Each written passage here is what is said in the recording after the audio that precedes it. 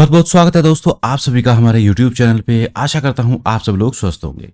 दोस्तों आज की वीडियो में मैं आपसे बात करने वाला हूँ सीसीएस यूनिवर्सिटी के वो स्टूडेंट जो रेगुलर एडमिशन लेना चाहते हैं सीसीएस यूनिवर्सिटी या उनसे जुड़े हुए कॉलेजेस में, और पहली बार सीसीएस यूनिवर्सिटी से जुड़ना चाहते हैं, चाहे ग्रेजुएशन में एडमिशन ले रहे हैं चाहे पोस्ट ग्रेजुएशन में एडमिशन ले रहे हैं। और उन सभी स्टूडेंट्स के लिए भी दोस्तों ये वीडियो है जो ऑलरेडी पढ़ाई कर रहे हैं एज अ रेगुलर स्टूडेंट। तो इस वीडियो में दोस्तों मैं आपको बताने वाला हूँ फ्रॉम एडमिशन टू डिग्री सारी प्रोसेस क्या रहती है एक स्टूडेंट के लिए, उसको क्या क्या करना होता है through out the full degree. तो पूरी जानकारी दोस्तों आपको इस वीडियो में मिलने वाली है स्टेप बाय स्टेप। लेकिन दोस्तों वीडियो में आगे बढ़ने से पहले सीसीएस यूनिवर्सिटी से जुड़ी हर एक खबर के लिए हमारे चैनल को तुरंत सब्सक्राइब करें और बेल आइकन के बटन को दबा के ऑल पर सेट करना बिल्कुल ना भूलें, ताकि हमारी आगे आने वाली सभी वीडियोस की नोटिफिकेशन आपको टाइमली मिलती रहे और आप हमारी कोई भी वीडियो मिस ना कर पाए। तो चलिए दोस्तों शुरू करते हैं बिना किसी देरी के। तो सबसे पहले दोस्तों हम शुरुआत करेंगे पहले स्टेप की। पहला स्टेप आखिरकार एक होता क्या है अगर आप रेगुलर एडमिशन लेने जा रहे हैं या पढ़ रहे हैं ऑलरेडी। सबसे पहले स्टेप में दोस्तों आपको रेगुलर एडमिशन के लिए रजिस्ट्रेशन कराना होता है सीसीएस यूनिवर्सिटी के एडमिशन पोर्टल पर, जैसे कि इस साल चल रहे हैं। इसके बाद दोस्तों हम बात करेंगे दूसरे स्टेप की। रजिस्ट्रेशन के बाद आपको करना क्या होता है। रजिस्ट्रेशन के बाद दोस्तों आपको मेरिट में सिलेक्शन का वेट करना होता है। जी हाँ दोस्तों, रेगुलर एडमिशन्स में जो एडमिशन होते हैं वो मेरिट के बेस पे होते हैं। मेरिट में आपका नाम आता है तभी आपका एडमिशन हो पाता है। और तीसरा स्टेप है दोस्तों, जब आपका नाम मेरिट में आ जाता है तो आपको उस कॉलेज में एडमिशन लेना होता है जिस कॉलेज की मेरिट में, या अगर कैंपस में लेने तो कैंपस में आपका मेरिट में नाम आया है तो। और दोस्तों ये तीनों स्टेप जब आपके कंप्लीट हो जाते हैं तो सक्सेसफुली एडमिटेड माना जाता है उस कॉलेज में या कैंपस में जहां पर आपने एडमिशन लिया है। लेकिन दोस्तों ये एक केवल शुरुआत होती है, इसके बाद की काफी चीजें रहती हैं जो आपको जानना जरूरी है, जो स्टूडेंट पता नहीं कर पाते, क्योंकि बहुत से स्टूडेंट कॉलेज ही नहीं जाते हैं और उनसे वो चीजें मिस हो जाती हैं जो उनको टाइम टू टाइम करनी होती है थ्रू आउट द डिग्री। आप पढ़ाई के लिए कॉलेज जाते हैं, कॉलेज में आप स्टडी करते हैं, उसके बाद आपके एग्जाम्स आ जाते हैं। लेकिन दोस्तों इन तीनों चीजों से पहले आपको कुछ चीजें जाननी जरूरी हैं जो आपको करनी होती हैं। वो क्या है वो एक एक करके मैं आपको बताऊंगा। वीडियो में दोस्तों अंत तक बने रहिएगा, बहुत महत्वपूर्ण वीडियो है क्योंकि ये चीज आपको कोई नहीं बताएगा। तो दोस्तों आपके एग्जाम्स से पहले आपके इंटरनल एग्जाम्स भी होते हैं और साथ ही साथ आपके एग्जाम फॉर्म भी भरे जाते हैं। अब इन चीजों का टाइम पीरियड क्या होता है वो भी जान लीजिएगा। सबसे पहले हम कोर्स का टेन्योर पता करते हैं कि कोर्स की अवधि आखिरकार होती क्या है। जैसे मैं बीए बीएससी बीकॉम या बीबीए बीसीए या एलएलबी इस तरीके के कोर्सेज की बात करूं जो 3 साल के होते हैं और सेमेस्टर वाइज हैं, तो इनमें दोस्तों आपको टोटल 6 सेमेस्टर पढ़ने के लिए मिलेंगे, यानी कि एक साल में 2 सेमेस्टर और एक सेमेस्टर आपका 6 महीने का होता है। इसी तरीके से अगर मैं एमएमएससी एमकॉम की बात करूं रेगुलर की, तो इसमें टोटल 2 साल आपको पढ़ाई करनी होगी और टोटल मिलाकर 4 सेमेस्टर आपके होते हैं।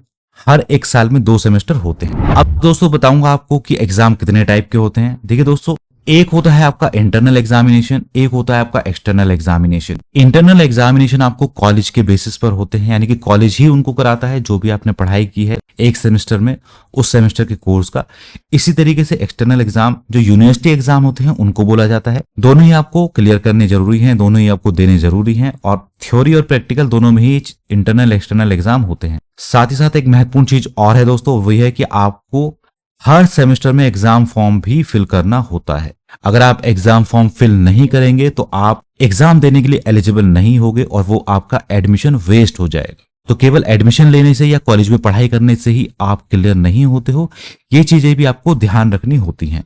जैसे अगर मैं BA BSc BCom BBA BCA या एलएलबी की बात करूं तो इसमें टोटल मिलाकर 6 सेमेस्टर होते हैं और हर एक साल में 2 सेमेस्टर आपको पढ़ने होते हैं। इसी तरीके से एमएमएससी एमकॉम की बात करूं रेगुलर की, तो हर एक साल में 2 सेमेस्टर होते हैं। टोटल ये 2 साल का कोर्स होता है। अब कुछ प्रोसेस दोस्तों इस तरीके से समझिएगा। मान लीजिए आप पहले साल से एडमिशन लेना चाहते हैं तो फर्स्ट ईयर ये आपका हो गया, इसमें आपके पहले 2 सेमेस्टर हो गए, पहला और दूसरा। और प्रोसेस जो रहता है वो ये रहता है कि आपको सबसे पहले रजिस्ट्रेशन कराना होता है, उसके बाद मेरिट लगती है, उसके बाद आपको एडमिशन लेना होता है मेरिट में नाम आने के बाद। फिर आपके पहले और दूसरे सेमेस्टर के एग्जाम फॉर्म फिल होते हैं, आपको एग्जाम देने होते हैं, आपके इंटरनल प्रैक्टिकल थ्योरी सब चीजें होती हैं। सब क्लियर करने के बाद आप सेकंड ईयर में आ जाते हो। सेकंड ईयर में आपका 3rd और 4th सेमेस्टर चलता है 6-6 महीने का और सेकंड ईयर में केवल आपका डायरेक्ट एडमिशन होता है दोस्तों, कोई आपको रजिस्ट्रेशन नहीं कराना होता है, कोई मेरिट नहीं लगती है, डायरेक्ट एडमिशन आपका कॉलेज में होता है।